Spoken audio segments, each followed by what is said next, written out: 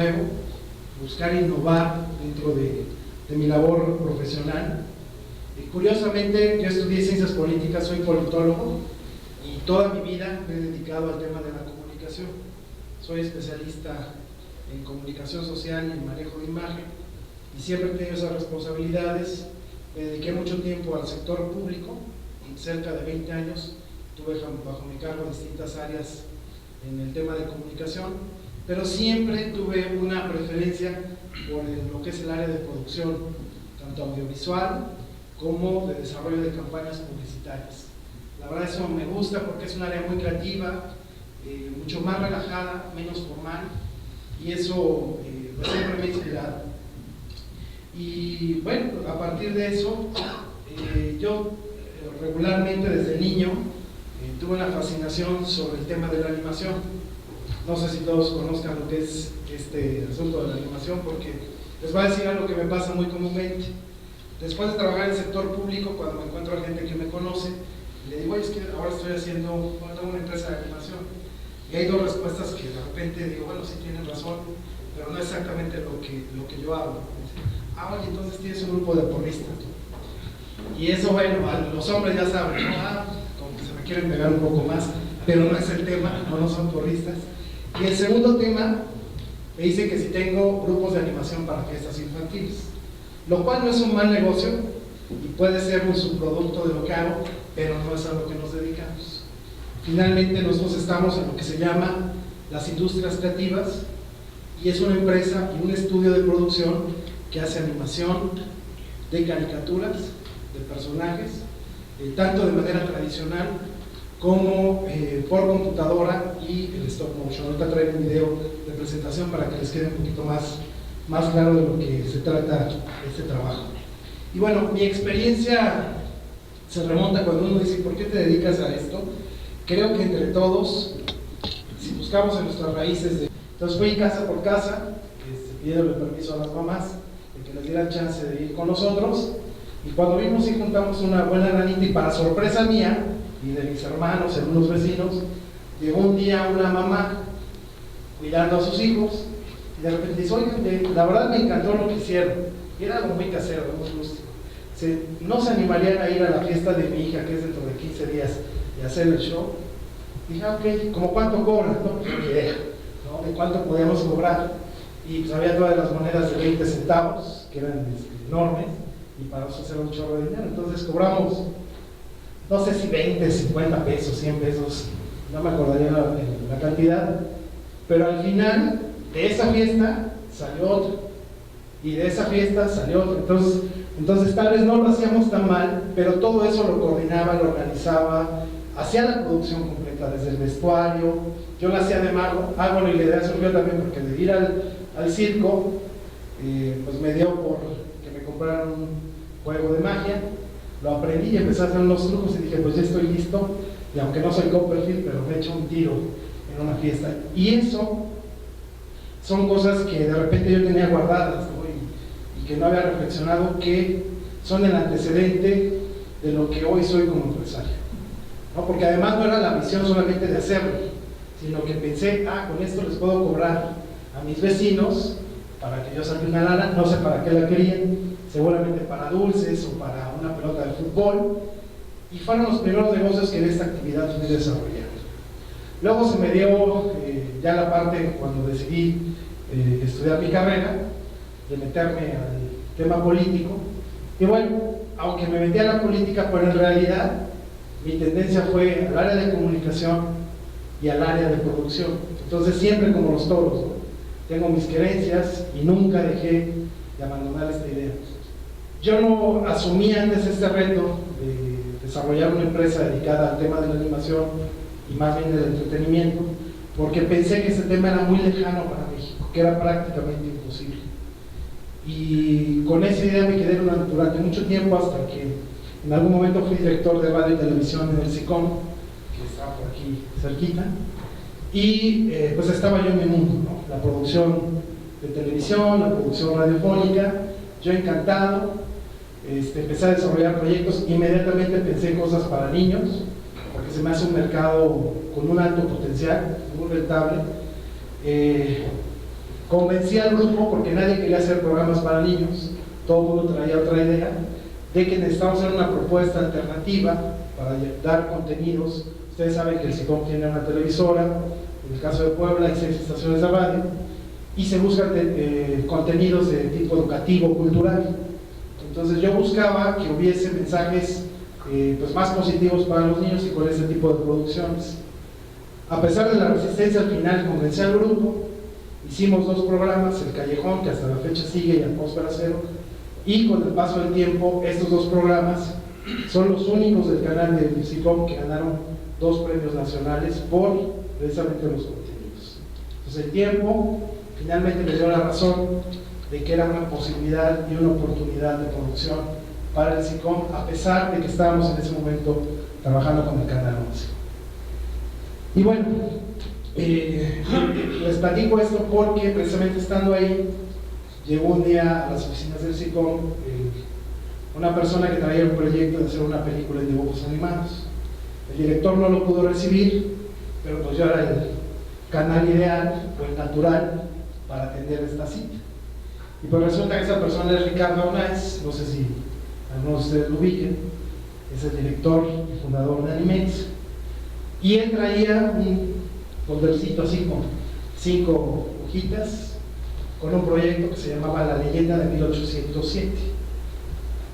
Me empezó a platicar y obviamente que dio en el clavo, porque yo era la persona indicada. Nadie más en el SICOM me hubiera prestado tanta atención ni tanto interés como yo en su proyecto, y me decía que quería hacer una película de dibujos animados.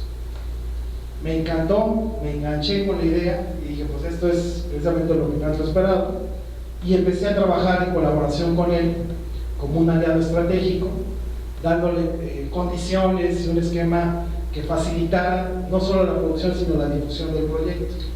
Y así es como me involucro con Animex en lo que después llegó a llamarse La Leyenda de la Araguaia, una producción que se hizo en 2007. Y en este proceso yo me voy percatando que hacer este tipo de producciones en México, aunque difícil, sí es posible. Y el día de la premiere de la película, sentado al lado de Ricardo, en la butaca del cine, en ese momento pensé, llegó el momento de tomar la decisión y a esto me voy a dedicar. Hoy es posible hacerlo y vamos a trabajar. Yo tenía una experiencia ya en términos empresariales. No sé si todo el mundo conozca alguno de los restaurantes de Los Manteles.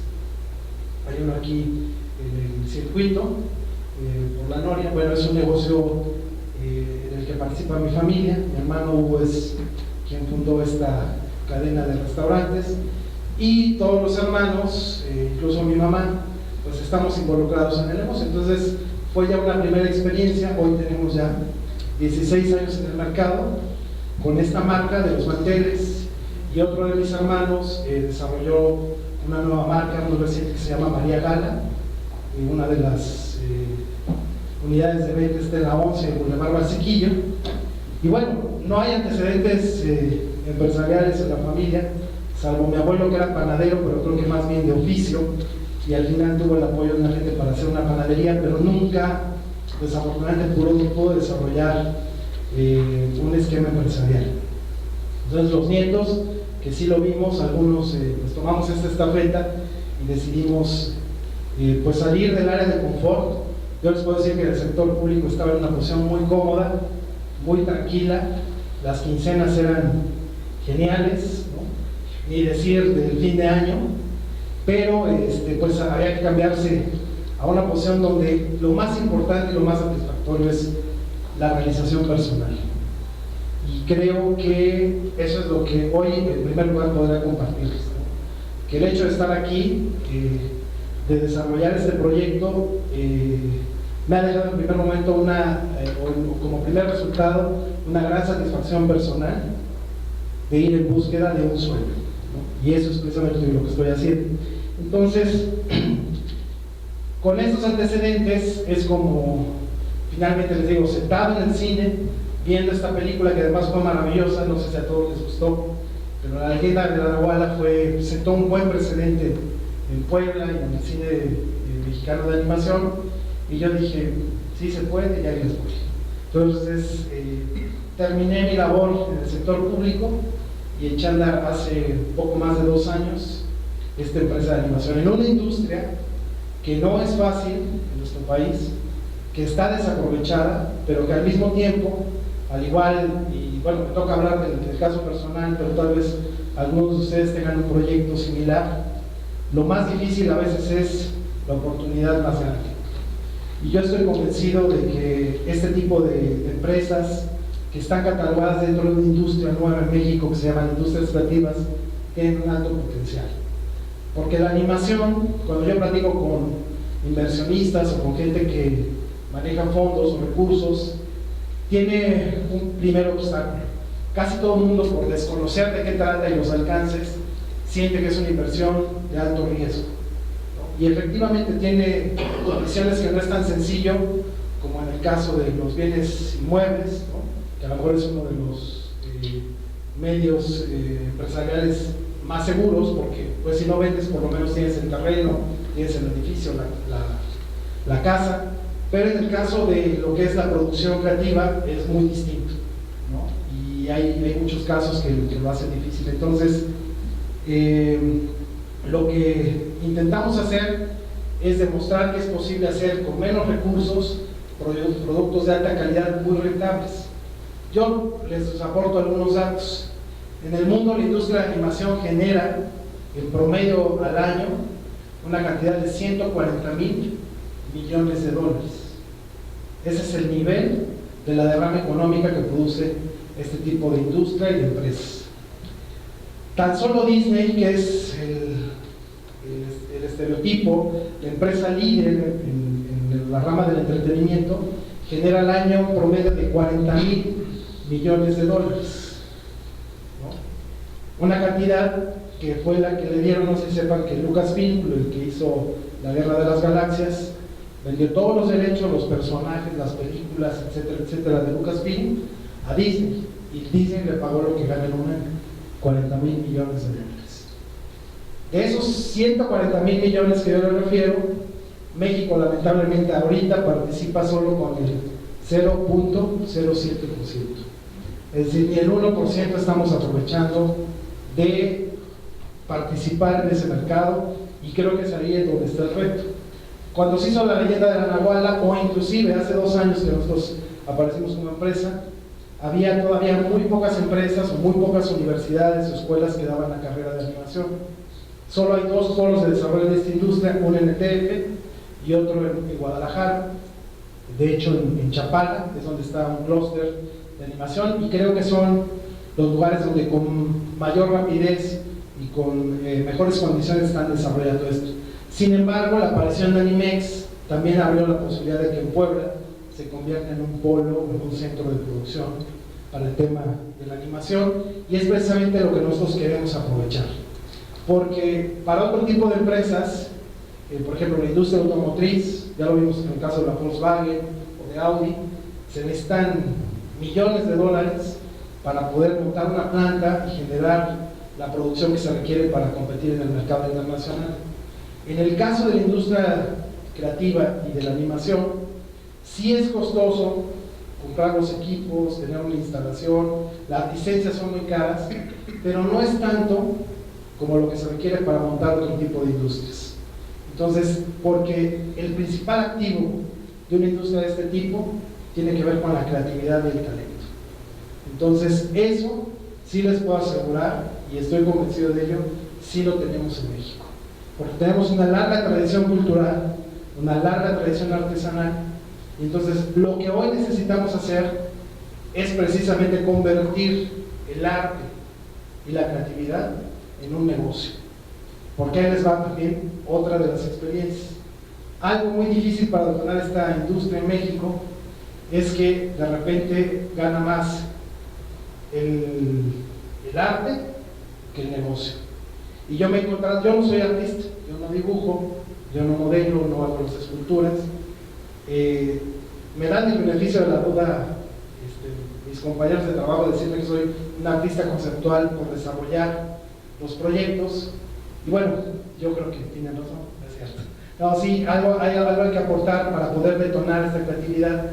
Sin embargo, el artista es muy dado a decir, no, ¿cómo lo vas a vender?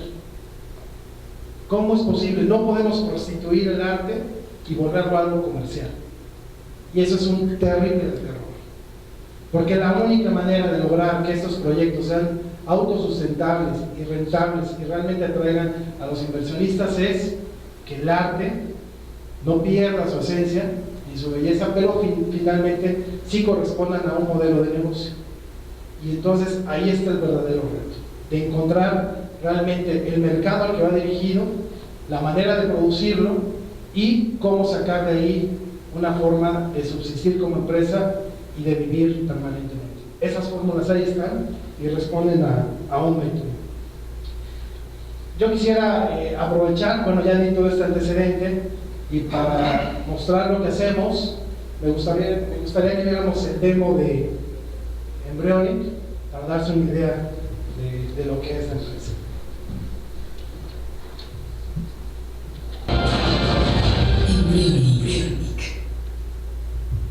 Y bueno, ese es un demo de lo que realizamos en la empresa y cuál podría ser la aplicación o el campo de acción que tenemos para hacer negocio con este tipo de proyectos. Por un lado, el primero y el más natural tiene que ver con el ámbito cinematográfico. Las producciones de cine son una primera oportunidad. Segundo, la televisión, para series de televisión, para lo que tenga que ver con producciones de este tipo. El tercero, la publicidad. Hoy mucha de la publicidad audiovisual se hace con animación. Tan solo en el Super Bowl, que es el evento mediático más importante que hay en el mundo, si ustedes ven los comerciales, de cada 10 comerciales, 8 o 9 tienen o son hechos totalmente en animación o tienen parte de la producción en animación. Porque la animación no solo son los dibujos, sino que también son otra rama dentro del cine, son los efectos especiales, que es una oportunidad de desarrollo. Y sobre todo hay dos vertientes que son muy importantes y somos a los que aspiramos finalmente en el mediano plazo a ser como empresa, porque vemos que hay una oportunidad de negocio muy importante, que es la elaboración y la producción de videojuegos. México es el de los consumidores más importantes del mundo en videojuegos, nos gusta mucho estar en las maquinitas. Y la otra parte tiene que ver con las aplicaciones para dispositivos móviles, ¿no? Todo lo que son las tablets o los smartphones. Ahí todo lo que ustedes tienen, con lo que jugamos, Angry Birds, todo ese tipo de dispositivos, se desarrollan y se producen con técnicas de animación. Entonces, queremos hacer eso, pero antes lo esencial es dominar la técnica de animación, que eso es muy complejo porque ahorita les voy a comentar más o menos cómo se produce, pero no es un proceso tan rápido. Casi todo el mundo tiene la idea de que hacer animación es como tener un control, un joystick, como en los videojuegos, y mueves, le das la palanquita para la derecha y el personaje camina a la derecha, o le das a la izquierda, le das a saltar, y no. Es un proceso muy laborioso y muy complejo de producir, y eso lo hace también costoso, porque son proyectos, hay cortometrajes que estamos haciendo nosotros, que la duración es de 10 minutos, 12, y nos tardamos entre 8 y 10 meses en realizarlos. Entonces, porque es una labor muy detallada, hay áreas específicas desde lo que es la elaboración del contenido, el guión, lo que es el diseño de personajes, la ilustración, y todo eso, a pesar de que contamos con herramientas muy importantes como las computadoras, sin embargo no resuelven del todo el proceso de producción. Entonces, nosotros estamos arrancando por echar a andar esta parte de producción, pero finalmente donde hemos visto una oportunidad es de hacer proyectos integrales. Hoy hay un proyecto en México que ya tiene esas características. En Guadalajara están haciendo un proyecto en el que el personaje central es una marca ya muy conocida, no solo en México, sino en el mundo, que es Cantinflas. Entonces hay una empresa en Guadalajara que ya está haciendo este tipo de proyectos. Va a ser la película de Cantinflas en 3D, una serie animada, videojuego y una serie de aplicaciones también con el personaje. Entonces, obviamente traen una marca que por sí misma ya vende. El solo nombre de Cantinflas es una posibilidad ya de hacer negocio. Y bueno, es lo que nosotros también queremos hacer, que como empresa tengamos esa capacidad de ingreso y de venta también. voy a presentarles en el video de demo. Hay 3 técnicas de animación, no sé si todos las conozcan, pero si no se las comento. La técnica de animación 2D, que es la tradicional, es la que todos vimos de niños con Disney, la que es más reconocida. Son dibujos, que es dibujo por dibujo. Hay que hacer 24 dibujos por segundo para que dé la sensación del movimiento natural y normal. Y entonces se imaginarán, si son 24 por segundo, cuántos dibujos hay que hacer por 90 minutos, que dura una película en promedio. Y eso estoy hablando de un personaje. Si en una escena hay 2 personajes, entonces hay que hacer por cada personaje 24 dibujos. Si hay 3, entonces son 24 por cada uno de ellos. Y eso va multiplicando mucho la dificultad de producción. Cuando Disney echó a andar este proyecto, él fue el que hizo el primer largometraje animado, que fue Blancanieves y los 7 enanos. Él se trabajaba de una manera muy rústica, pero para su época era muy avanzada. Todo se hacía en acetatos, en una especie de mica. Ahí se dibujaba el personaje, se coloreaba y se hacían fondos por separado que iban integrando. Entonces se ponía el primer dibujo en una mesa, tenía una cámara cinematográfica, pero en vez de correr el video, como les digo que es un dibujo o 24 por segundo, entonces habría que hacer 24 fotos de uno hasta lograr el movimiento. Entonces son cerca de 150,000 dibujos en promedio en películas que no tengan una gran complejidad de personajes. Y así se hizo durante mucho tiempo. Hay películas que ni parece que están hechas así, como El Rey León, que es muy compleja y sin embargo es maravillosa porque todos nos olvidamos que lo que estamos viendo en la pantalla en realidad son dibujos que por sí solos no tienen vida, pero que al ver esta secuencia de dibujos continua nos dan ya la idea de movimiento y de vida, y eso es lo fantástico de este tipo de trabajos. Les voy a presentar, bueno, ese es el 2D, termino con esta parte. El stop motion también es una técnica ya de hace mucho tiempo, no sé si conozcan todos Wallace and Gromit, Pollitos en Fuga. Recientemente muchos decían, bueno, no, ya está tan avanzado todo con el 3D y la tecnología, que son tanto el 2D como el stop motion ya técnicas que se quedaron en el pasado. Sin embargo, en la última entrega de los Óscares, de las 5 películas de animación que estuvieron nominadas al Oscar, ganó Valiente de Pixar, pero 3 de ellas estaban hechas con esta técnica de stop motion, lo cual en la realidad refuta el argumento de que es una técnica que ya está en desuso. Y lo hacen empresas como Arman, que hizo una película que se llama Piratas, que fue la que estuvo nominada, Paranorman, que es una empresa canadiense que se llama Laika, y la otra película fue, bueno, de un clásico del cine de animaciones de stop motion, de Tim Burton, que es Frankie Winnie.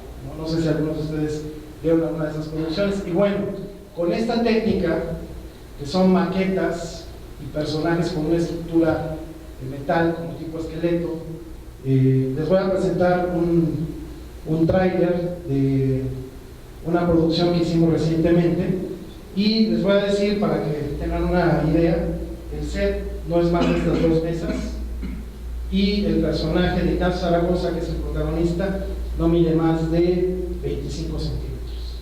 Y con eso hay que hacer una producción. Es un cortometraje que hicimos con el apoyo del CONACULTA y del Consejo Estatal de Arte y Cultura, precisamente con los festejos del 150 aniversario de la Batalla de Puebla. Entonces vamos a ver el tráiler para ver qué les parece. Bueno, ese corto, al igual que otros que hemos hecho, están circulando en algunos festivales en Sudamérica, Centroamérica, en algunos de México. Este es muy reciente, ya estuvo en Perú, en Brasil, va a estar en algunos festivales de México como selección oficial de los festivales, y eso pues nos da mucho gusto. ¿Qué es lo que produce esto? Ese es un tema, el corto es más cultural, no es un tema comercial. Sin embargo, ya nos abrió la puerta para trabajar otros 2 proyectos con algunos museos, donde ellos sí tienen el interés de que, obviamente, por el estilo y lo que ellos promueven, este tipo de producciones facilitan de manera lúdica y audiovisual las muestras que tienen en los museos. Entonces, el hecho de tenerlo, ya contamos como una especie de catálogo que la gente no te dice qué haces o a qué te dedicas, si tienes porristas o si animas fiestas infantiles, ¿no? Finalmente ya tiene una idea más clara de lo que podemos hacer y del potencial que tiene para cada una de las áreas. Y la otra técnica de animación, bueno, les voy a enseñar, este dura solamente un minuto también, todos son muy cortos, les prometo no traerles ahorita una película para no aburrirlos, pero sí para que pues también sepan que en Puebla, que en México es posible hacer este tipo de producciones con presupuestos modestos, pero sin embargo tratando de tener la mayor calidad posible. Este es un nuevo proyecto en animación stop motion, y ustedes van a ver lo importante de aquí. El reto para el equipo es evolucionar en cada uno. Bueno, creo que fue muy ilustrativo de cómo se produce. Está muy rápido, esas son semanas de trabajo hacer esta animación.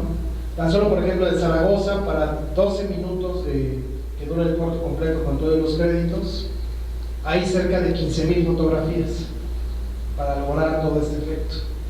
No sé cuántas, ya no me traje el dato, pero deben ser cientos de fotografías, y creo que muestra el proceso de producción. Y lo que sí vemos nosotros es un avance ya técnico de algo que no hay donde aprenderlo mucho en México, pero que puede ir desarrollando otras cosas. Y precisamente es una oportunidad. Nosotros le vemos mucho potencial en el tema de los museos, de las partes culturales, porque permite reflejar y recrear mundos que puedan ser mucho más digeribles.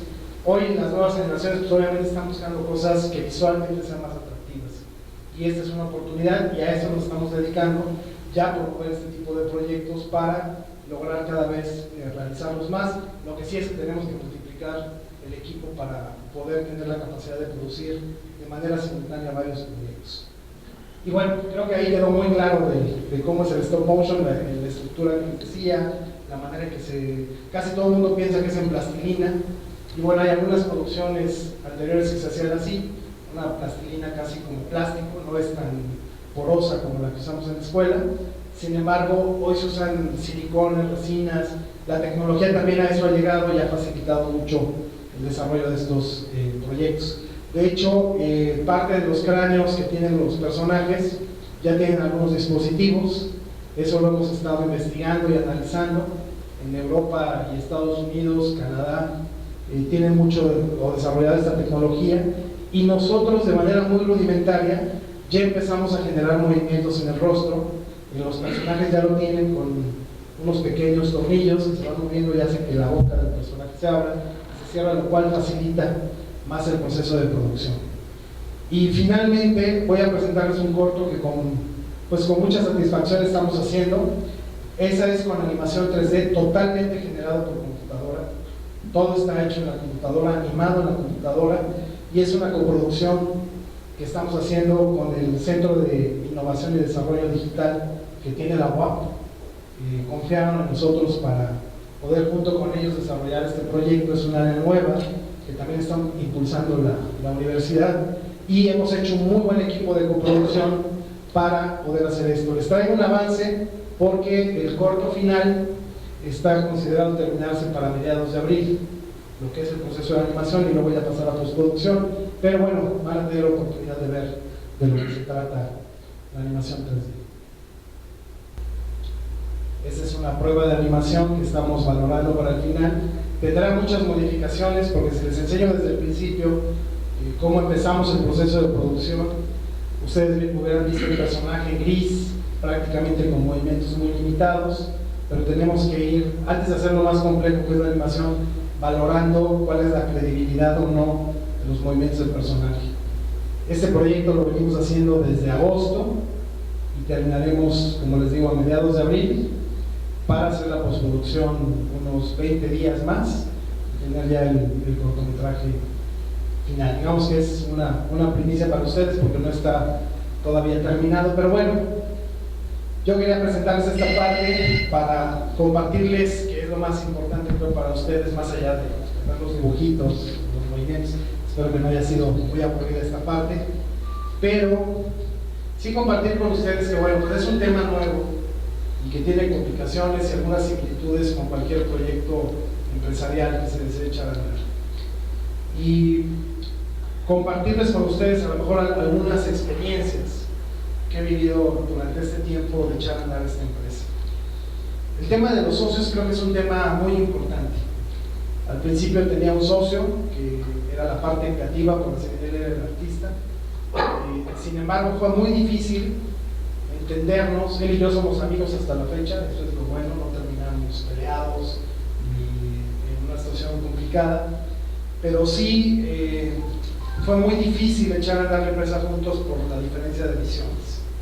Él tenía una forma de ver cómo debería ser la empresa y yo tenía otra.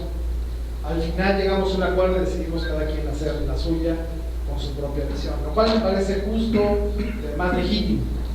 Pero ¿qué es lo que quisiera compartir con esto? Que el tema de hacer una sociedad creo que es un tema vital para cualquier empresa.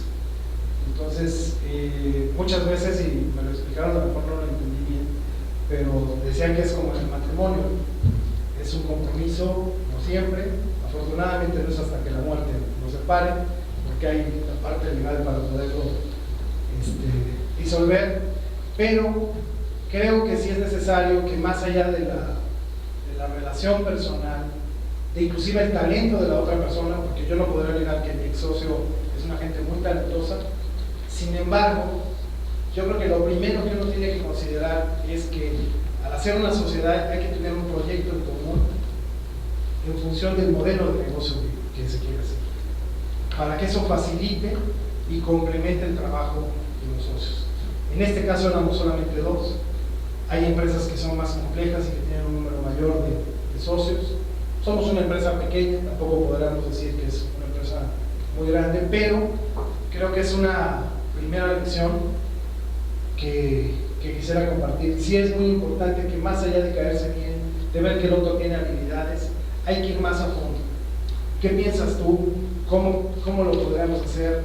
Y les voy a decir, sí, sobre el camino del armado de la empresa, conforme fuimos platicando, yo empezaba a sentir que había un distanciamiento en términos de los conceptos que cada uno quería, ¿no? Y decidí apostar por pues probar, y sin embargo no fueron los resultados deseados. Creo que hoy yo soy el único propietario de la empresa. Más bien he aprendido que sobre la marcha hay gente que a lo mejor en este caso que colabora conmigo, como es un tema muy especializado, estoy en la valoración de hacer, aparte de mis colaboradores, tener una parte de la sociedad, ¿no? Yo sí preservar el mayor porcentaje, por supuesto, para tener el control de las decisiones, porque creo que es legítimo, bueno, pues es nuestro legítimo derecho a hacerlo así. Sin embargo, creo que el hecho de compartir esta parte puede hacer que la gente esté más comprometida, y además me lo han demostrado. Es gente que se lo ha ganado por convicción, por el trabajo, por el cariño que le ha puesto a la empresa y que la siente como propia. Sin embargo, sí es un tema difícil, no es un paso que he dado, pero seguramente varios de ustedes han estado tentados a hacerlo, considerarlo. Creo que también depende mucho del giro al que uno se dedique, pero esa es una parte donde se requiere también una serie de complementos. Y al yo no ser el artista propiamente, sino solamente ser el productor ejecutivo de cada uno de los proyectos, necesito aliados, socios, cómplices que me ayuden realmente a construir este proyecto que tenemos en mente. El segundo tema es que, bueno, nuestra competencia, aunque parezca lejano, pero así debemos enfocarlo, y en el caso de lo que estamos haciendo, nuestra competencia directa nada más se llama Disney, Pixar, DreamWorks, Blue Sky. Entonces no podemos eludir, y a mí me parece que es una falsa apreciación, decir, bueno, es que como es un producto mexicano, ¿no? Eso lo va a tomar en cuenta el cliente, ¿no? Y al momento de ir a una sala de cine o comprar un producto, dice, mira, qué buena onda, estos son de México, hay que comprarlo. La verdad es que no. Yo creo que tenemos que ser muy realistas del terreno que pisamos, entender muy bien cuál puede ser nuestro nicho de mercado, nuestra estrategia. Yo creo que si decimos desde México ahorita, con las condiciones que hay, ¿saben qué? Yo le voy a competir a Pixar, a Disney, a DreamWorks. Creo que es muy bueno en el discurso, pero la realidad es muy lejana. Ellos cuentan con presupuestos, por ejemplo, una película costosa, o más bien desde la más barata en Estados Unidos cuesta en promedio $80 millones. La más cara ha sido Toy Story 3, costó $200 millones. Y en México producimos películas de animación con cerca de promedio $3 millones. Y una que, la de Don Gato y su pandilla, que hizo Anima Studio, la produjo con $7 millones. Entonces, inclusive la más costosa en la animación de 7 millones no tiene nada que hacer con la más barata de Estados Unidos en $80 millones. Tan solo el guión de Toy Story 3 costó $10 millones. Es decir, alcanzaba para hacer 3 películas de animación mexicana. ¿Qué es lo que hacemos? ¿Nos damos por vencidos? ¿Cruzamos los brazos y decimos, no, así no se puede? No, creo que sí hay oportunidades y hay que ubicarlas muy bien. Hoy hay empresas de animación, por ejemplo, en España, que aunque bueno, tienen otra realidad, hoy no tan fácil, hoy no están tan cómodos los españoles, pero sin embargo están haciendo producciones como Pocoyo, que es una franquicia serie animada de televisión bastante exitosa, y están haciendo películas como Tadeo Jones, que inclusive creo que todavía sigue en cartelera, y que está de muy buen nivel, que aunque no tiene esos presupuestos, sin embargo técnicamente está bien hecha y ya fue negocio. En México el primer fin de semana recaudó cerca de $25 millones. Con el acumulado creo que llegaron cerca de los 100 millones solo en México, pero la película se exhibió en más de 15, 20 países y la recaudación, por supuesto, ya fue mucho más rentable. No solo recuperaron lo que invirtieron para producirla, sino que además ya generaron negocio. Argentina lo está haciendo igual, está a punto de estrenar un largometraje en 3D que en Argentina se llama Metegol, no me acuerdo cómo se llama ahora que llegue a México, pero viendo los avances de la película se ve de muy buen nivel. ¿Y qué es lo que hay que hacer? Bueno, si tú no puedes competir con estos grandes monstruos, tienes que mejorar tu calidad, adaptarte en este esquema, hacer que sea rentable con bajos presupuestos y buscar el mayor número de ventanas de exhibición para que tu producto sea rentable. Es decir, tenemos que talacharle más. A ellos hasta se les ofrece, ¿no? Llega Mattel y, oye Pixar, yo quiero todos tus personajes para hacer juguetes. Llega McDonald's y bueno, se les pone prácticamente de tapete para comprar los derechos. Y ahí es un dilema, o sea, ¿qué hacemos? ¿Pensamos en grande y eso cuesta? ¿O empezamos en pequeño pero eso nos limita? Entonces tenemos que encontrar un equilibrio y como les digo, nosotros con muy poca gente, con pocos presupuestos, con no en exceso como lo tienen otras empresas, estamos empezando a abrir este mercado. Y la otra, con la desventaja de que les digo, hay hasta el desconocimiento exactamente para qué sirve. La animación 3D tiene, por ejemplo, otras ventajas, que puede desarrollarse proyectos para otro tipo de industrias. La medicina utiliza mucho la animación 3D, porque como es una animación virtual, por ejemplo, para todo lo que son prototipos de piernas, de manos, algunos, ¿cómo se llaman? Prótesis, para las prótesis y los prototipos, antes de desarrollarse, se calcula la resistencia, el movimiento, la flexibilidad, etcétera, etcétera, a través de modelos simulados en 3D. La industria automotriz también, porque permite hacer todo el diseño de piezas, ver cómo pueden encajar, qué tipo de movilidad pueden tener y prever algunos elementos que puedan impedir que las piezas funcionen de la manera adecuada. O ya hechas y ya probadas, la capacitación para que sea más homogénea se puede hacer con este tipo de productos. Un tema más es que, bueno,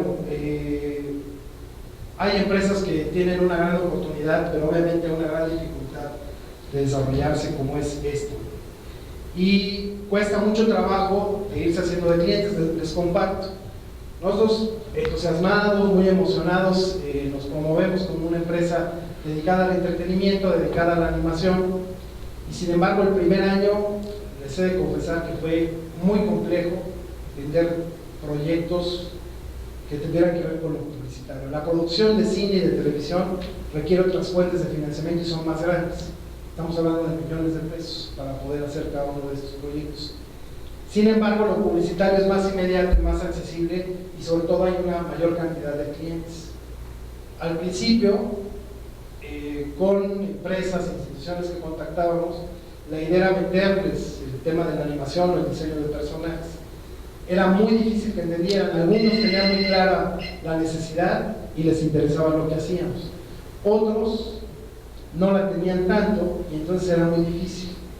Después de hacer una evaluación y de diagnosticar que ahí teníamos un problema de entendimiento con el cliente, porque veíamos la necesidad, nosotros sí, pero lo importante no es que la vea uno, que la pueda ver el cliente, que nosotros podamos facilitar el proceso de entender cómo puede ser útil. No es vendérselo por decir, oye, me quedan bien bonitos mis muñequitos, ¿quién va a comprar algo así? No, tienes que entender que hay una necesidad y que un personaje puede funcionar y puede ayudar a un cliente potencial a incrementar su potencial de venta. Y eso es lo importante. Entonces, ¿cuál fue el giro que le dimos? Finalmente, como productora tenemos la capacidad de generar proyectos publicitarios, campañas publicitarias, y por ahí nos metimos. Entonces le di la vuelta y empezamos a promover, desarrollar estrategias publicitarias o productos de publicidad. Y ahí sí nos abrió la puerta. Todo el mundo entiende lo que es eso, todo el mundo sabe lo que es para el diseño gráfico hacer un folleto, un tríptico, un pendón, un espectacular, inclusive un video corporativo, y por ahí empezamos a entrar y ahí sí nos facilitó el camino. Sí hay necesidades como más evidentes. Ya dentro del trabajo con la empresa, entonces decíamos, oye, fíjate que tu perfil o el producto que tienes, el concepto, sería mucho más amigable pues diseñar un personaje que identifique a la marca y promover los productos con ese personaje y hacer desde botargas, para BTL, muchas estrategias. Y decía, claro, sí, justo eso estábamos buscando, pero no sabíamos quién nos los podía hacer. Entonces nos dimos cuenta que como en el caballo de Troya, ¿no?, nos metíamos con nuestro caballito de publicidad y ya dentro sacábamos nuestras armas, el tema del diseño de personajes, animación, y eso nos empezó a abrir cada vez más las puertas y a facilitarnos el camino de consolidación como empresa. Y nos llevó a conocer empresas que, como en el caso de Yakult, de la cual somos proveedores ahora, que es una empresa muy rigurosa, con el estándar de calidad, con las condiciones en las que uno entrega, y que son el tipo de clientes que también buscamos nosotros. Ya nos encargó todo un proyecto desde el año pasado para desarrollar su área lúdica. Hicimos unos personajes y estamos trabajando progresivamente con, no sé si sepan que tienen un mecanismo genial de venta ellos, llevan a los niños de las escuelas a un recorrido en un museo interactivo que tienen en sus instalaciones, y después de que recorren por dentro del organismo humano de manera simulada en este museo, el niño sabe que para que su estómago esté bien y el sistema digestivo funcione de maravilla, tiene que consumir Yakult todos los días. Yo tengo dos hijas, una de 15 años y una de 12, y la chiquita del kinder la llevaron a Yakult a hacer esta visita, y desde ahí, se los puedo jurar, no sé si alguien de aquí tenga la misma experiencia, pero siempre que vamos al súper y pasamos por el área de lácteos, se separa del carrito y en automático agarra su paquete de Yakult y los mete al carrito. Entonces, este tipo de estrategias que a ellos les funcionan, hoy tenemos la responsabilidad de desarrollarles unos módulos interactivos, de desarrollar los personajes que hemos hecho con ellos, inclusive unos maniquís de exhibición que requieren para mostrarles a los niños que, a pesar de que están bien chiquitos, tienen 7 metros de largo su intestino delgado. Entonces hicimos simulando un intestino y se saca así, pero para llegar a tener la confianza y volvernos proveedores de Yakult, parte de lo que hay que hacer es ser muy persistentes. En todo lo que hagan, la única clave es la persistencia. Nunca soltamos al director de mercadotecnia de Yakult, nos pedían algo, lo llevábamos, lo mostrábamos, llevábamos bocetos, ideas de cómo trabajarlo, les encantaba, pero durante meses no nos compraron nada. Y uno se desanima, ¿no?, porque hay mucho dinero invertido, hay gente trabajando todo el tiempo, y dices, bueno, ¿qué estamos haciendo mal? Si terminan fascinados. Pero al final entendimos que los procesos de compra para cada empresa son distintos. Entonces lo que hizo Yakult fue una especie de casting que no sabíamos nosotros, y al final quedamos como la empresa seleccionada para desarrollar sus proyectos de mercadotecnia y en particular los lúdicos que tienen que ver con el manejo con los niños. Entonces, después de cerca de 8 meses, sin buscarlos, al revés, ahora sí nos llamaron ellos, oye, fíjate que todo lo que platicamos, ahora vamos a hacerlo a partir de este momento. Y una por una de las cosas, tenemos ya un plan prácticamente anual, lo vamos desarrollando. Pero a veces uno tiene que ir probando estas experiencias, hay que tocar muchas puertas. Hoy en la mañana, porque participamos también en la Cámara de Cine, en Videograma, vino Rafa Lara, que es el director de la película 5 de Mayo, y la verdad nos dio mucho aliento y mucho de la idea que uno debe tener para hacer este tipo de empresas y de proyectos.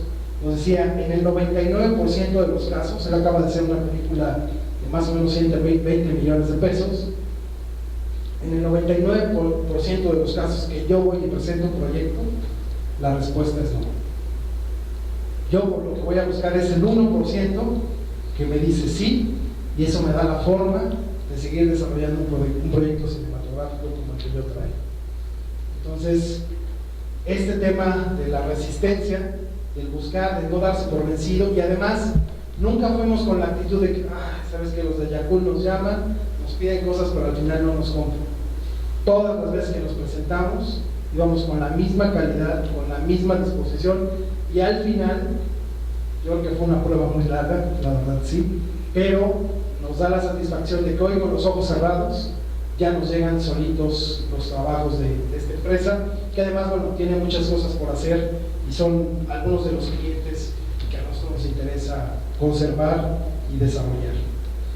Y bueno, también parte de lo que yo creo, y a lo mejor con lo que voy a concluir para que podamos intercambiar si tenían alguna pregunta o algún comentario, son dos cosas vitales que veo desde el punto de vista del desarrollo empresarial. Primero, que ninguna empresa se hace por intuición o solamente por inercia. Creo que el desarrollo empresarial tiene que ver con el método, cómo trabajamos, cómo nos organizamos, y es muy complejo, no es nada fácil, porque además de lo que demanda un negocio todos los días, porque todos los días tiene que estar abierto, todos los días tiene que desarrollarse cada uno de los proyectos que tiene en la agenda. Sin embargo, todos los días tiene que ver la forma en que debe mejorar sus procesos de producción y de organización. Entonces se requiere mucho eso, porque no es mágico, a pesar de que esta es un área maravillosa, fantástica, donde la imaginación juega un papel fundamental. Sin embargo, se requiere trabajar con método.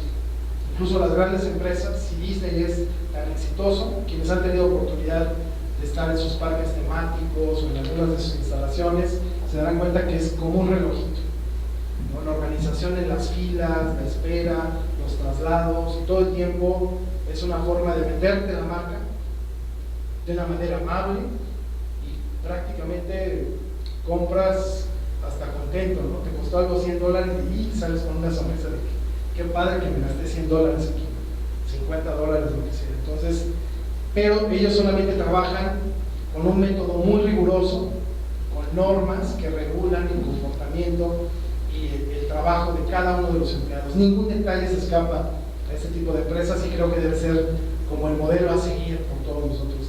No puede ser una corazonada simplemente, nada aparece por magia, por arte de magia, sino que requiere mucho trabajo, mucho orden y mucha disciplina. Ese es el verdadero trabajo del emprendedor. Y si ustedes como emprendedores se disciplinan a trabajar en base a un método, a una estrategia muy clara, eso ayuda mucho. Y eso me lleva al segundo punto, que es fundamental, es un dolor de cabeza para todos. Que no me diga que no es así, la verdad lo felicito. Pero el tema del plan de negocios y el plan de crecimiento de la empresa. Parte de las diferencias que tuve con mi socio es que yo, desde un principio, entendí que para que la empresa funcionara y nos diera el potencial en todos los sentidos que estábamos buscando como emprendedores, necesitábamos desarrollar un plan mínimo de 5 años para consolidar la empresa. Porque él suponía que el primer año íbamos a estar con la panza de fuera en una de las playas del Mediterráneo, yo creo, para eso nos iba a alcanzar, ya disfrutando de las ventajas que da ser empresario. Creo que al revés, a veces uno es el que tiene que estar más comprometido, es una empresa propia, y si cuando quien ha tenido oportunidad de trabajar en alguna institución o empresa y le dedica sus sábados, sus domingos, sus madrugadas, ¿por qué no hacerlo por la propia? No, porque a veces es muy cómodo, pues yo ya soy el dueño, o yo ya soy el director general de la empresa, pues ahora sí, llegó mi momento de descanso. Al revés, creo que quienes están conscientes de ello lo saben. No tenemos que estar dedicados en tiempo completo a lo que representa, a veces hasta en nuestros momentos de descanso. Muchos de nosotros, estoy seguro, que muchos de los pendientes los traemos en la cabeza. Podemos ir al cine, podemos estar en una reunión familiar y sin embargo traemos presente eso. No es lo más sano, debemos saber separar esta parte, pero a veces es una tendencia natural que se nos da precisamente por el compromiso que tenemos con nuestra fuente de ingreso y además la fuente de ingreso de la gente que confía en nosotros. Porque hoy yo siento una gran responsabilidad que antes no tenía. Antes yo podía ser jefe de una institución pública, pero bueno, había un presupuesto que todo lo resolvía o que estaba calculado para resolver determinadas cosas. Hoy yo soy el motor que impulsa y que asume la responsabilidad de que la gente que está alrededor mío no solamente se mantenga, sino que además tenga una expectativa de vida mayor. Y para llegar a esas metas hay que hacer mucho trabajo. Y bueno, pues el plan de negocios es siempre un dolor de cabeza porque lo trabajamos muy a la ligera. En alguna ocasión lo platicaba con Paco y coincidíamos en eso, de que si no desarrollas un buen plan de negocios para empezar, tampoco tienes un plan de venta para posibles inversionistas, porque no saben cuánto cuesta en realidad tu negocio ni cuánto puede aportar. Y es un ejercicio muy complejo en el que tenemos que ser muy honestos con lo que hacemos. Yo tardé tiempo, y se los confieso, en entenderlo y en digerirlo de la manera adecuada. Hoy, a pesar de que sí hay gente interesada en invertir en la empresa, yo sé que hay pendientes por hacer para que yo pueda con toda seguridad involucrar a alguien y compartir esta responsabilidad. Yo sí quiero tener socios, quiero tener gente que invierta en el negocio, porque solo sé que no es posible hacerlo, pero quiero hacerlo bien. Que cuando yo ofrezca la posibilidad de abrir un porcentaje de inversión en la empresa, sea con la seguridad de que voy a corresponder a la confianza de la gente que apuesta contigo. Y me he dado un tiempo para poder resolver cosas que vi precisamente a partir de un ejercicio de desarrollo de plan de negocios. La metodología ahí es importante y creo que esas dos cosas son las que me podrá aportar, que es que tal vez se conviertan en una. El método de hacer negocio es vital, hay técnicas para hacerlo, a cómo desarrollar este tipo de modelos y que debemos aprovecharlas, porque además si tenemos una buena idea, si somos trabajadores, si somos ordenados, bueno, eso nos va a facilitar muchísimo más el camino. Y a lo mejor algún día sí tengamos la posibilidad de estar más para arriba en una playa paradisíaca, pero bueno, ya con la tranquilidad de que el negocio y que la empresa funciona casi por sí misma. Yo creo que eso es muy importante. Entonces, sí les compartiría que hasta que descubre uno la maravilla de poder guiarse por un plan de negocios que facilita el desarrollo de las áreas, es mucho más fácil y además empieza uno a entender con mucha claridad lo que representa ya el manejo de números reales, de proyecciones, de una serie de cosas que son vitales para poder hacer que el negocio prospere y finalmente crezca hasta donde estemos dispuestos a hacerlo crecer. Entonces, si alguien tiene resistencias, porque me he topado con varios amigos, inclusive en el negocio familiar las visiones a veces son distintas, hay quien ya está convencido del tema técnico y hay quien todavía tiene las resistencias, no, ¿para qué nos sirven hacer tantos números?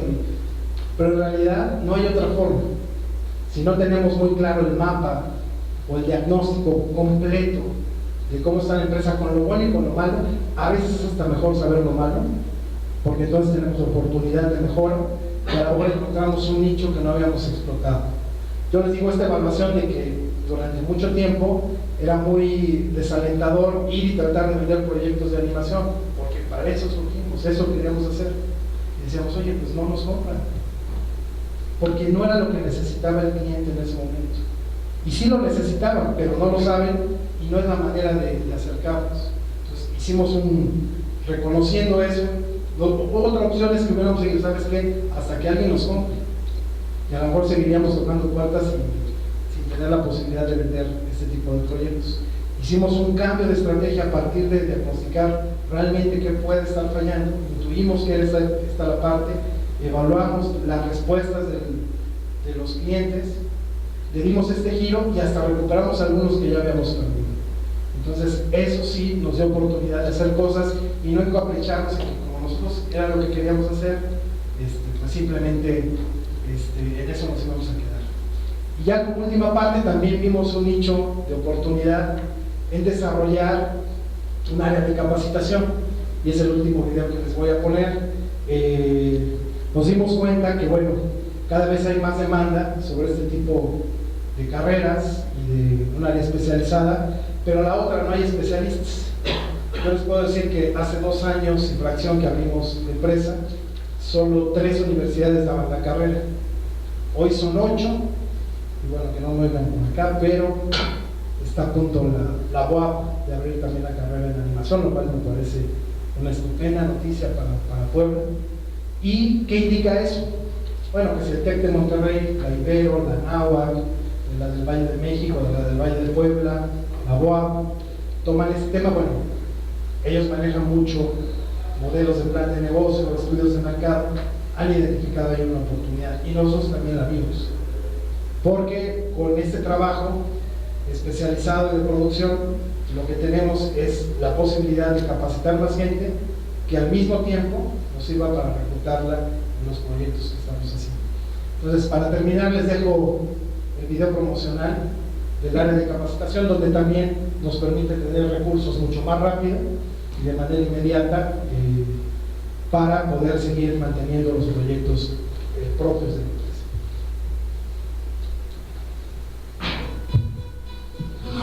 La primera academia de arte animado en Puebla llegó para atraparte.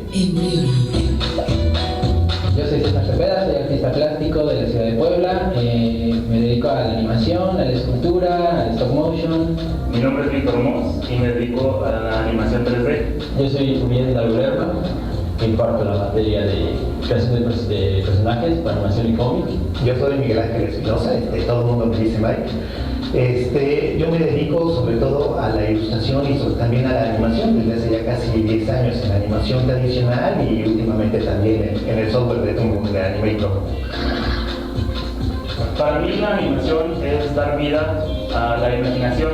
La animación nos permite presentar mundos, personajes. Es generar credibilidad con los dibujos. Es un modo de vida, yo creo.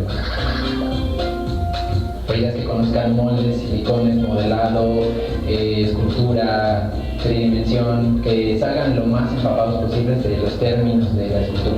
Entender la tridimensión ayuda a entender el movimiento de los personajes. Vas a aprender principios de animación, vas a aprender a trabajar en programas de animación tridimensional como lo que es Maya, vas a dar vida a tus personajes y te vas a divertir. Tener bases para cómo crear un personaje, tanto para animación, cómics o personajes para publicidad. Todas estas personas que quieran intentar uno de los softwares más importantes de la industria en este momento, software que utiliza la Fox para animar a los Simpsons, que utiliza Disney para animar las películas de Bambi o de la Princesa y el Sapo, aquí lo van a poder disfrutar este software. ¿Por qué tomar un curso de animación en Embryonic? Porque somos profesionales y trabajamos en la industria de la animación. Porque Embryonic es la primera academia en arte especializado en la ciudad de Puebla, y no solamente en la ciudad de Puebla, sino en todo el país. Si tú quieres estudiar animación, Embryonic es definitivamente una de tus mejores opciones. No tienes que estar viajando al DF o a algún otro estado o a algún otro lugar para poder aprender todo lo que te van a dar aquí. Aquí hay gente profesional, apasionados por la animación y que los van a apasionar a ustedes también con la animación. El conocimiento que te vas a llevar es para que tú lo apliques en lo que tú desees, para que lo que imaginas, lo que está en tu cabeza, lo que logras crear en tu mente, lo puedas hacer con tus manos, lo puedas hacer realidad.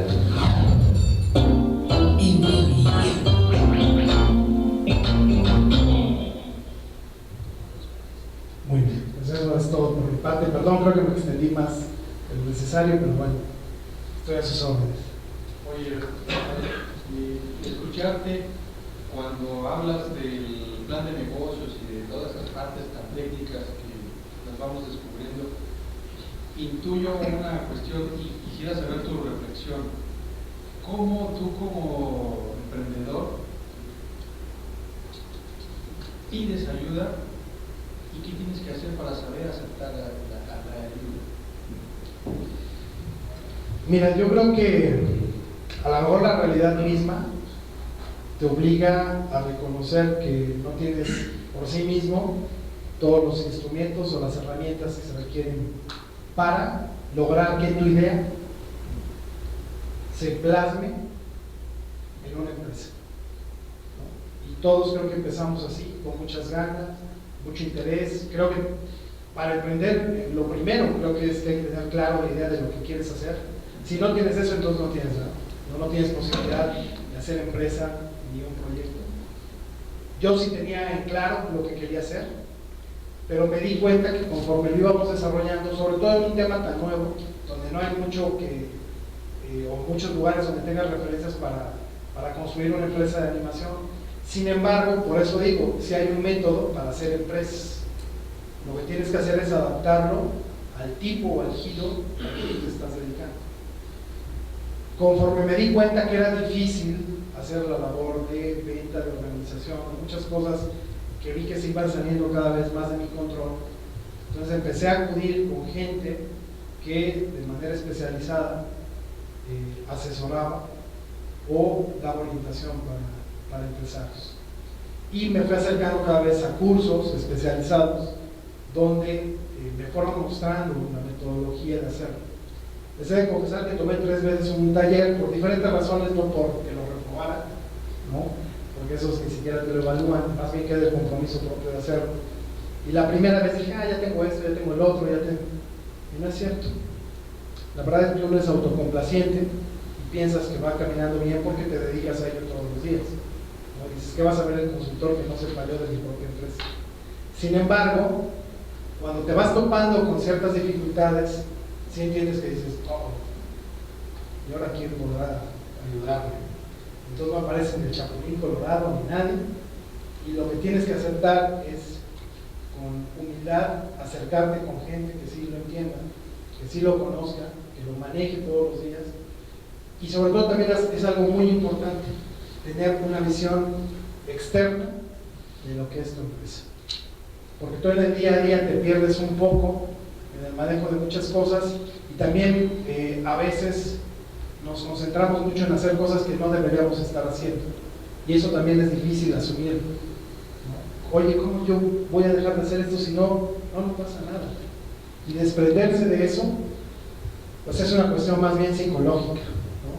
De que queremos que la empresa funcione porque somos nosotros. No, creo que el hecho de confiar en otros nos permite explorar realmente nuestra labor como empresarios. Y pues yo creo que más que otra cosa fue toparme con la realidad y ver en los hechos que había cosas que tenía que aprender y sigo aprendiendo, ¿no? Mi empresa es muy joven, ¿no? Prácticamente es un embrión.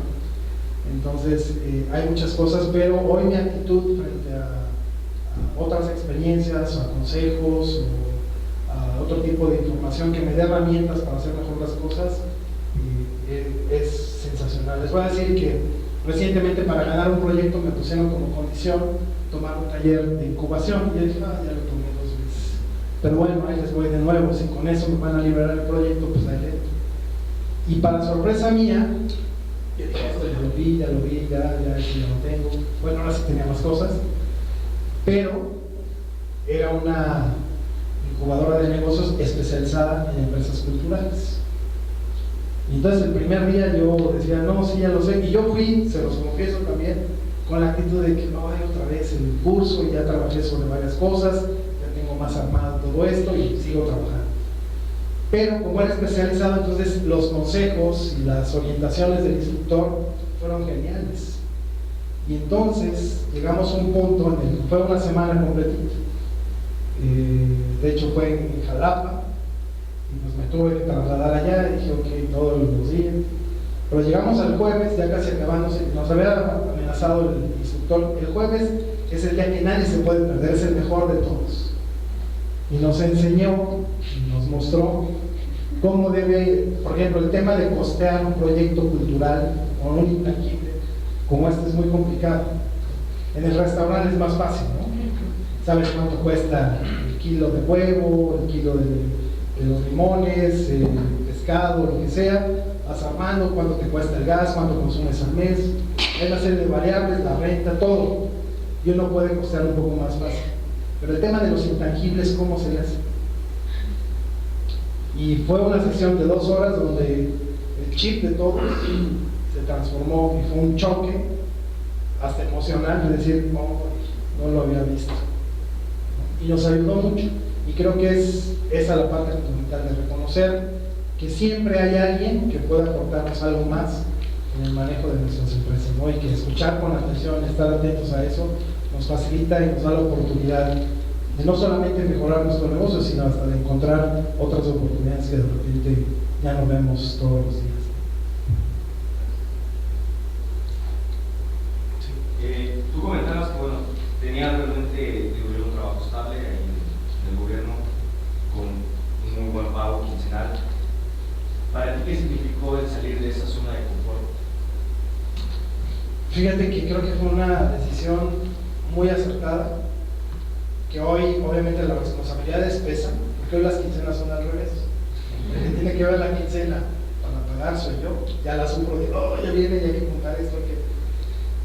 Pero en términos personales, creo que mi creatividad, mi capacidad de reinventarme, la había perdido, porque te acostumbras, ¿no? Esa seguridad. Estaba yo en mi área de confort, comodísimo, y salir de ella fue un reto. Y hoy, a pesar de lo complicado que es, porque emprender es eso, es en un primer momento complicarse la vida para después facilitarse. Pero asumirlo sí fue difícil, sobre todo en los primeros meses, después de hacer la inversión más fuerte, de echar a andar y ver que a lo mejor el retorno del dinero no era lo que en un primer momento habíamos pensado que podía ser, y teníamos que aguantar, soportar esa parte hasta que, bueno, poco a poco las cosas se han ido estabilizando y han ido mejorando. Sin embargo, sí te puedo decir que estoy más, bueno, hasta todo el mundo me dice que me ve la cara más contento, ¿no? Como que menos estresado, más relajado, soy más yo. Y la otra parte, que ya obedezco a un plan de desarrollo personal y profesional que tiene que ver con un sueño que tenía desde niño. Sí lo quería hacer, a lo mejor lo vi muy lejano, y hasta que me atreví, sí es una decisión muy difícil, porque efectivamente sí tuve oportunidad de tener buenas posiciones en el sector público. Sin embargo, los sueldos eran buenos, las prestaciones también, pero hacer esto me tiene más satisfecho que lo otro.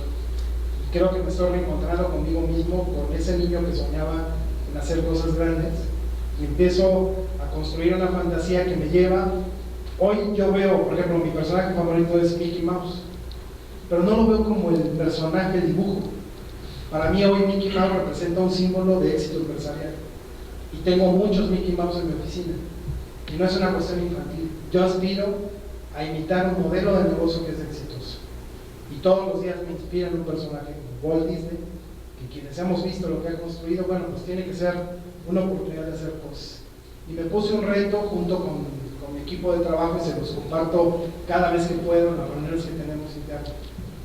Que bueno, les digo, hay competidores enormes y que están a años luz de distancia de nosotros. Y sería hasta absurdo decir, nosotros les vamos a ganar a Disney o a Pixar. No tenemos el mismo nivel. Pero yo me acuerdo de un caso que tomé, que vi en un curso, en un diplomado de mercadotecnia, que tiene que ver con una empresa bien chiquitita de Perú, de una familia campesina, que se atrevió a hacer una compañía de refrescos de coca, que se llama Big Coca. Y hoy esa empresa le arrebató parte del mercado a dos gigantescas empresas como Coca y como Pepsi, y aunque tiene el 5, 6, 8%, no sé cuál es el porcentaje real del consumo, que le arrebató a estas dos empresas, fundamentalmente a Pepsi más que a Coca, y se apropió de un nicho de mercado. Es una empresa de una familia campesina de Perú. Se atrevió, vendió en Perú, vende en México, tiene un nicho de mercado aquí, vende en Tailandia y venden como en 20 países. Y su nivel de venta es muy alto. Y cualquiera pudo haberse reído de ellos y decir, ¿cómo crees? Refrescos de cola y Coca-Cola es un monstruo. Bueno, hoy patrocinan hasta el Barcelona. ¿No? Entonces, esa es la mentalidad que yo trato de inculcar con la gente que trabaja conmigo. Yo también trato de convencerme de ello. Que yo quiero que Embryonic sea el Big Cola de la animación. Una empresa chiquita, modesta, pero que le dé una patada a uno de los grandes, ¿no? Y esa es un poco la visión que hay que compartir, que sí es posible, que no estamos en las mismas condiciones, pero que algo se puede hacer, porque si no, entonces, si vemos cualquier giro de negocio, comida, pues ahí está McDonald's, Burger King, grandes monstruos, pues ¿qué hacemos? ¿Cerramos todos? No. Yo creo que más bien la idea es salir de nuestra área de confort, asumir un reto y con esa pasión vivirla todos los días. Y no les digo que hay altas y bajas. Sin duda, hay desánimo, hay depresión, pero si uno tiene claro lo que tiene que hacer y lo que quiere hacer, siempre hay una oportunidad de seguir adelante.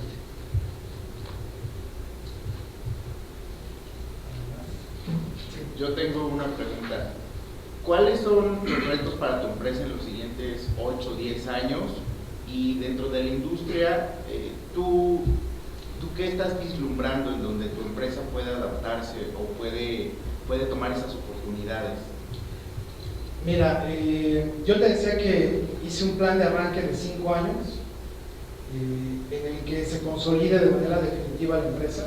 No es como en el caso de los restaurantes, y perdón que lo ponga de comparación, pero lo conozco por precisamente los antecedentes del manejo de la familia en el caso de los manteles.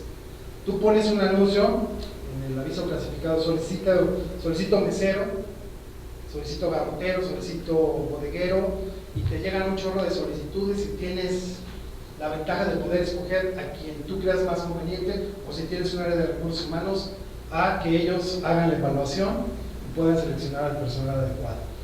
Si tú pones un anuncio y digo, solicito animadores o realizadores de rigging o que hagan esculturas de stop motion, te voy a decir que prácticamente no va a llegar nadie.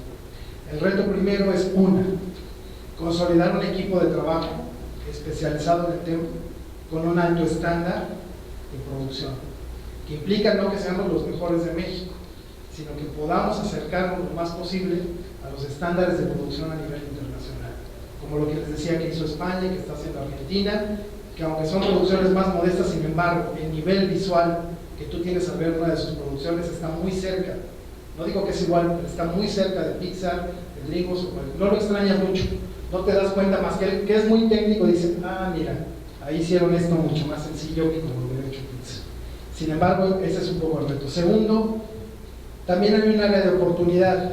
Nosotros lo que queremos hacer es el sur-sureste de México, porque no hay nada, salvo el caso de Puebla, pero en Oaxaca, Veracruz, Chiapas, Tabasco, hay cero. Entonces ahí estamos haciendo un área de oportunidad. Precisamente mañana voy a Jalapa a firmar un convenio con el Instituto Veracruzano de Cultura para empezar a echar a andar un proyecto de desarrollo en el estado de Veracruz, donde el potencial creativo y cultural es altísimo. De hecho, hasta se me hace mucho más atractivo trabajar esta parte creativa en el sur que en el norte del país, por toda nuestra tradición cultural. No es que sean menos creativos, no, también son bastante buenos, pero yo creo que el contenido que se puede generar, el desarrollo de conceptos, puede ser mucho más enriquecedor en el sur que en el norte. Sin embargo, las inversiones están mucho más fáciles y más jugosas al norte que al sur. Es un dilema, pero vamos a apostar por abrir el mercado aquí y tratar de permear nuestros productos hacia otras partes. Con los festivales y nuestras producciones estamos intentando hacer un vínculo en Sudamérica, por ejemplo, siendo, y en la visión de negocio que tenemos, nuestra posibilidad de permear un mercado es más hacia el sur que hacia, por ejemplo, Estados Unidos. Creo que tratar de colocar un producto mexicano en Estados Unidos es mucho más complejo. Cuando voy a las universidades hago el ejercicio y se los preguntaría igual, ¿qué producto mexicano conocen que sea exitoso en Estados Unidos? Además de la Corona, que ya por cierto la metimos, pero díganme un producto audiovisual o de entretenimiento que sea realmente un éxito en los Estados Unidos, y me refiero al público anglosajón, no latino.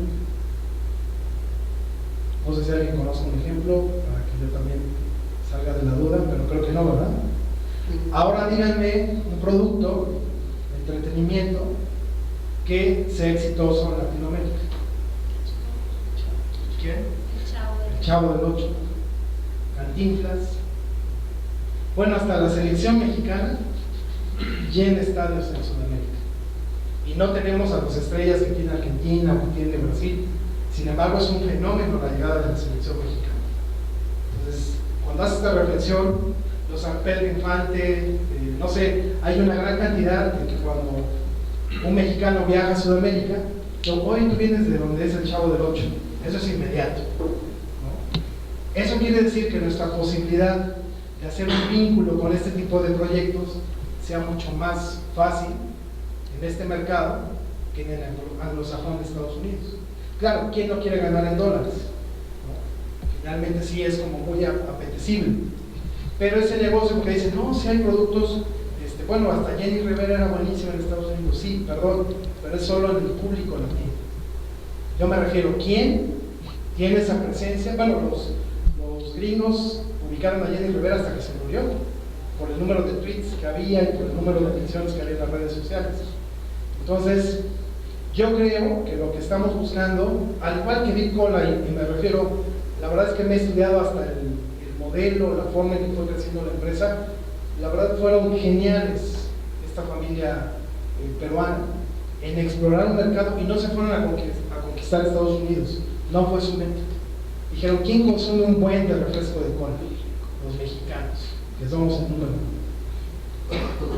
Y luego que identificaron, oye, sí pegó nuestro producto, dijeron, ¿qué otro país tiene similitudes con México en el consumo de refresco de cola? Y se dieron cuenta que era Tailandia. Entonces el mismo modelo de negocio se lo llevaron hasta el otro lado y efectivamente funcionó. Lo que hay que hacer es encontrar exactamente el nicho de mercado donde uno tiene mayor posibilidad de éxito. Si yo me fijo y digo, bueno, pues sí, es que Hollywood hago un sueño guajiro por ahí, pues suena muy padre, ¿no? Los Oscars y lo que tú quieras, pero ¿para qué quiero buscar un Oscar si a los 5 años tengo que cerrar en esa búsqueda? Mejor prefiero ubicar en una realidad muy precisa, decir, ¿dónde están mis mayores oportunidades en este mercado? Y además no es alguien me decía, oye, pero en Sudamérica, ¿a poco hay dinero ahí?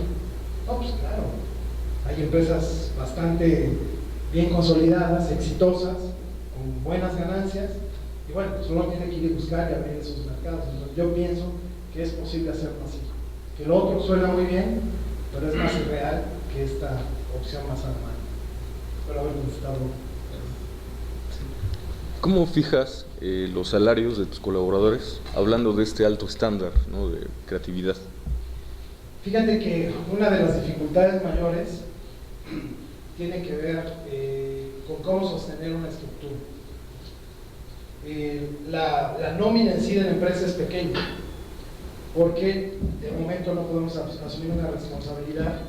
Tengo 26 gentes que laboran. De esos, una tercera parte son los únicos que tengo en una nómina fija.